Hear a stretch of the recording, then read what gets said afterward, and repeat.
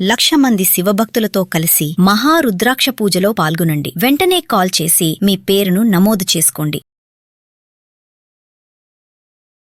నమస్తే రమగారు. నమస్తే చే రమగారు, కొంతమంది కొన్నిళ్ళల్లో కొన్ని మాటలు ఏంటంటే వాళ్ళు చాలా బాగున్నారు, మా అక్క బాగుంది, లేకుంటే మా అన్నయ్య బాగున్నాడు, నా దాకా వచ్చేసరికి నన్ను సరిగ్గా చదివించలేదు, సరిగ్గా పెంచలేదు, సరైనోడికి ఇచ్చి పెళ్లి చేయలేదు, కాబట్టి నా జీవితం ఇట్లా అయిపోయింది.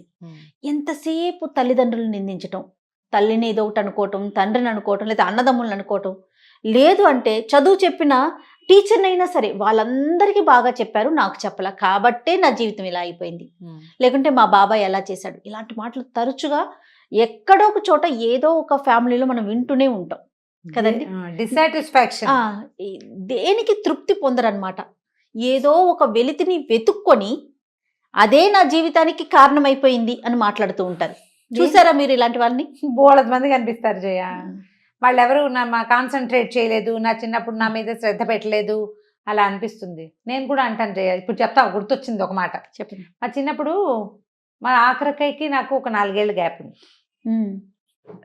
మిగిలిన వాళ్ళు ఎవరికి లేదు, మా ఇద్దరికే గ్యాప్ ఉంది. ఆఖరికైకి మా పెద్దక్కయ్య గారు అమ్మాయి ఇద్దరు ఒకే వయసు వాళ్ళు, పెద్దక్కయ్య కూతురు. వీళ్ళిద్దరికి సంగీతం చెప్పించేవారు, సంగీత మాస్టర్ వచ్చేవారు, ఎంత బాగా పాడేవారు. కొన్ని పాటలు ఆయన మా అక్కయ్య వాళ్ళకి చెప్తుంటే నేర్చేసుకునేదాన్ని. ఎందుకో తెలీదు వాళ్ళిద్దరికి, మా అక్కయ్య గారు అమ్మాయి పెద్దగా అసలు పాడేది కదా, అది మాట్లాడుకున్నప్పుడు చాలా మౌనంగా ఉండేది, నిశ్శబ్దంగా బొమ్మలా ఉండేది అంతే. మా చిన్నక్కయ్య బాగా పాడేది. వాళ్ళిద్దరికీ సంగీతం చెప్పించారు, నాకు చెప్పించలేదు. మీరు అడిగారా? ఏమో అప్పుడు నాకేం తెలుసు, నేనేదో ఆడుకుంటూ ఎగురుకుంటూ ఉండేదాన్ని, ఏదో తిరుగుతుండేదాన్ని. మాస్టారు మా అక్కయ్యకి వచ్చి చెప్తుంటే వినేసి పాడేస్తూ ఉండేదాన్ని. కానీ మరి మా అక్కయ్య ఒకలా పడుతుంటే నేను ఇంకోలా పాడేస్తూ ఉండేదాన్ని.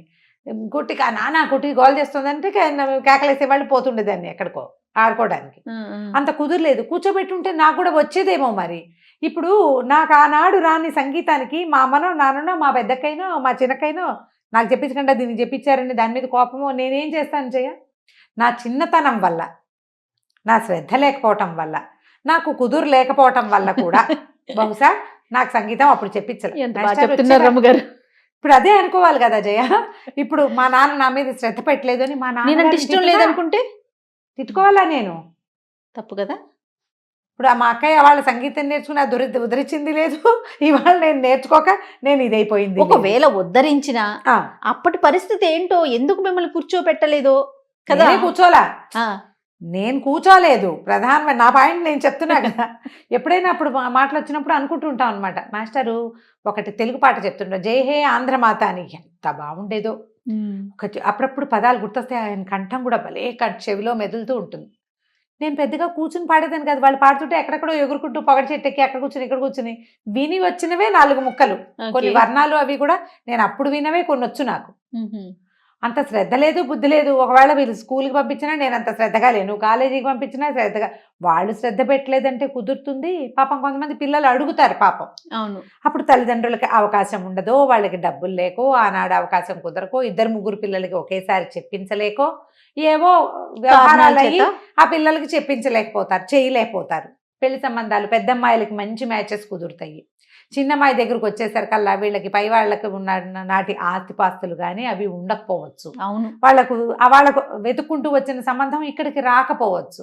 చాలా కుటుంబాల్లో చూస్తాం. పెద్ద పిల్లలకి గ్రాండ్గా పెళ్లిళ్ళై ఆఖరి పిల్లలు బికమొహాలతో మిగిలిపోయిన సినిమా కథలు కూడా చూస్తాం. అవును.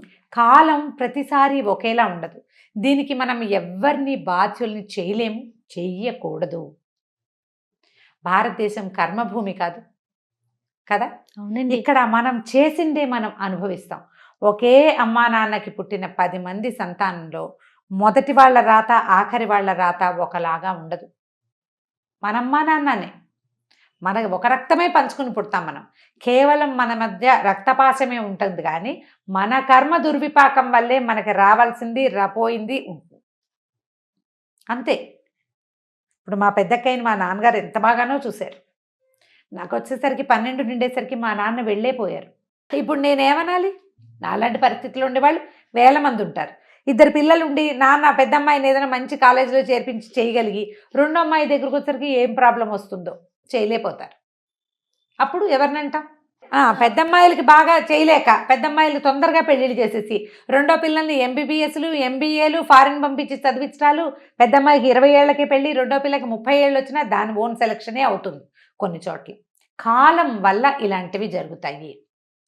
దీనికి వ్యక్తులు, నాన్నలు కానీ, మామయ్యలు కానీ, బాబాయిలు కానీ, సంసారంలో మిగిలిన వాళ్ళు కానీ, టీచర్లు కానీ కొద్దిగానే బాధ్యులవుతారు.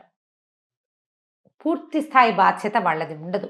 దాంట్లో ఎక్కువ బాధ్యత ఒకటి కాలానిది, రెండోది మన కర్మానుభవానిది. ఈ రెండింటిని మనం మార్చలేం.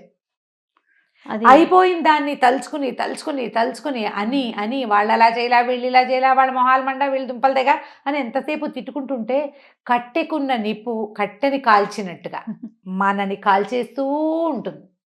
నువ్వు అది జరిగిపోయింది నిన్నటి దాన్ని మనం మార్చగలమా? లేదు.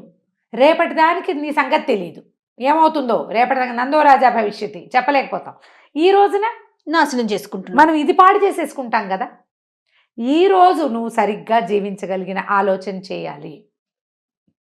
ఇవాళ నువ్వు చిన్నతనంలో నేర్చుకోలేనివి, చిన్నతనంలో నీకు అవకాశం లేనివి, మార్చలేనివి ఎలాగో మార్చలేము. చిన్నప్పుడే చేసేసిన పెళ్ళిళ్ళు, లేకపోతే ఫెయిల్ అయిపోయిన పెళ్ళి, వాటిని ఏం చేయలేకపోతాం కదా. కానీ మనకేమైనా అంబిషన్స్, ఆశలు, కోరికలు, ఏదైనా భగవద్ దర్శనాలు, ఏదైనా చదువుకోవటం, ఇలాంటివి ఉంటే అవి మనం ఇప్పుడు చేసుకోవచ్చు.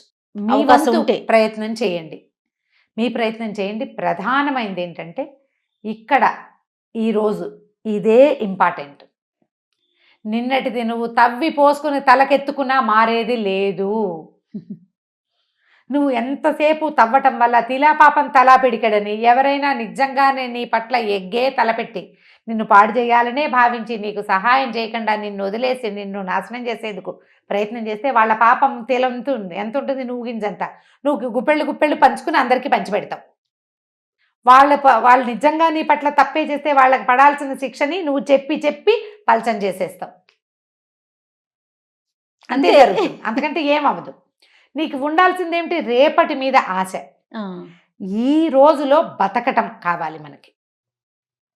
బీ పాజిటివ్ అని కొన్ని వీడియోలు చేశాను కదా, దాంట్లో కూడా నేను ఈ విషయం చెప్పాను. రేపు ఏం లేదు, నీకు తెలియదు అసలు. నిన్నటిది నువ్వు మార్చలేవు. ఎందుకు నిన్నట్లో బతుకుతూ రేపటిని చెడగొట్టుకుంటావు? ఈ రోజు అసలు పోయిపోయింది. ఈ రోజు అసలు లేదు. ఇంకా అంతసేపు తలుచుకోవటము, తిట్టుకోవటము, చెప్పటము. ఎవరికైనా చాలామంది సమస్యలు మాట్లాడాలంటారు జయ, అడుగుతారు పాపం నన్ను. చాలామందికి అవకాశం ఇస్తాం. మరి కౌన్సిలింగ్ సెషన్స్లా కాకపోయినా అమ్మ ఇక్కడ పెట్టండి, ఇన్స్టాలో మీ సమస్య ఇక్కడ పెట్టండి, చాట్ చేయండి, నేను చెప్తానని చెప్పేస్తా. మెసెంజర్లో చెప్తాను, ఫేస్బుక్లో అడిగిన వాళ్ళు, వాట్సాప్లో అడిగిన వాళ్ళు, ఈ నలుగురికి నేను సమాధానం చెప్తూనే ఉంటాను. చిన్న ప్రశ్న అయితే నన్ను ఇక్కడ అడగండి, నేను చెప్తాను అని. వీళ్ళకి చాలామందికి అంటే సభాముఖంగా ఇంత అందరికీ ఎందుకు చెప్తున్నానంటే, మన విషయానికి సొల్యూషన్ వద్దు, మన సొద చెప్పాలి అంతే. కష్టం చెప్పుకోవాలి తప్ప దానికి సొల్యూషన్, ఎందుకంటే దానికి సొల్యూషన్ లేదనే విషయం వాళ్ళకే తెలుసు. వదిలేయటమే సొల్యూషన్. వదిలేయలేకపోతారు ఆ కష్టం. ఇప్పుడు తమకి నేను బాగా వాళ్ళకి నచ్చాను, సొంత అక్కయ్య మీరు చెప్పేసుకోవాలి. కాదు రమ్మ గారు, మీరు వదిలేయండి అని చెప్పినా వినిపించుకోరు, మీదే కరెక్ట్ అని చెప్పాలని ఎక్స్పెక్ట్ చేస్తారంటారా? అది ఆ ఆలోచన ఉంటుందా? చాలా మందికి అలాగే ఉంటుంది. వాళ్ళతో పాటు వాళ్ళకి ఎవరి ఇబ్బంది జరిగిందో వాళ్ళని నేను కూడా తిట్టాలి. అదేలేండి. దీన్ని ఇక్కడ వదిలిపెట్టండి అంటే ఎంతో కష్టం చేయాలి. ఇది చాలా కష్టం. నిన్నటి దాన్ని మర్చిపోవటం, నిన్నటిని జ్ఞాపకం చేసుకోకుండా ఉండటం, బాధించే జ్ఞాపకాలని వదిలిపెట్టడం ఎంత కష్టమో జయ. ఎంత కష్టం. మనకు జరిగిన అవమానాన్ని కానీ మర్చిపోగలుగుతామా? లోపల రగిలిపోతూ ఉంటుంది. కానీ వదిలేయాలి. వదిలితేనే నువ్వు బతుకుతావు, నువ్వు హాయిగా ఉంటావు. లేకపోతే అది అనారోగ్యంగానో మానసిక జాడ్యంగానో నీతోటే ఉంటుంది. నన్ను ఇబ్బంది పెట్టినవాడు నా తప్పేం లేకుండా వాడి కర్మ వాడు అనుభవిస్తాడు అని వదిలేయి.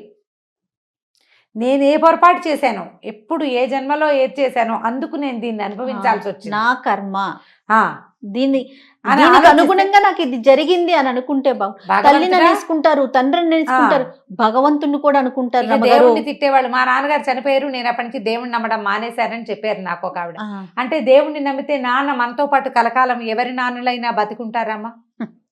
బుద్ధుడి కథ ఒకటి, ఒక ఆవిడ తన కుమారుడిని తీసుకొచ్చి అడిగింది, నా పిల్లవాడు చనిపోయాడు, భర్త లేడు, పిల్లాడు చచ్చిపోతే నేను ఎట్లా బతకను దేవా, బతికించు నా కోసం అని. బుద్ధ భగవానుడు ఆవిడకి ఏం చెప్పాడంటే, అమ్మ మరణం లేని ఇంట్లో నుంచి ఒక గుప్పెడి బియ్యం తీసుకురా, నీ పిల్లాడిని బతికిస్తానన్న. ఆవిడ పొద్దు నుంచి సాయంత్రం దాకా మొత్తం శ్రావస్తిలో ఉన్న అన్ని ఇళ్ళకి వెళ్ళింది. అవును.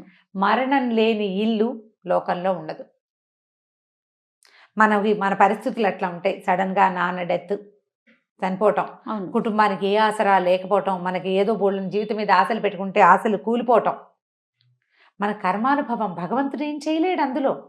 నువ్వు భగవంతుడి మీద ద్వేషం పెట్టుకుంటే నీకు ఆ సహాయం కూడా ఉండదు.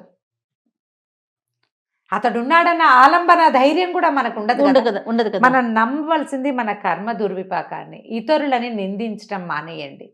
దానివల్ల మీరు ప్రశాంతంగా ఉంటారు. మీరు ఇప్పుడు ఈ రోజున మీరు కోల్పోయిన దాంట్లో ఏవైనా కొన్ని గెయిన్ చేయగలరేమో ప్రయత్నం చేసి ఆ దిశగా ప్రయాణించండి హోప్ఫుల్గా.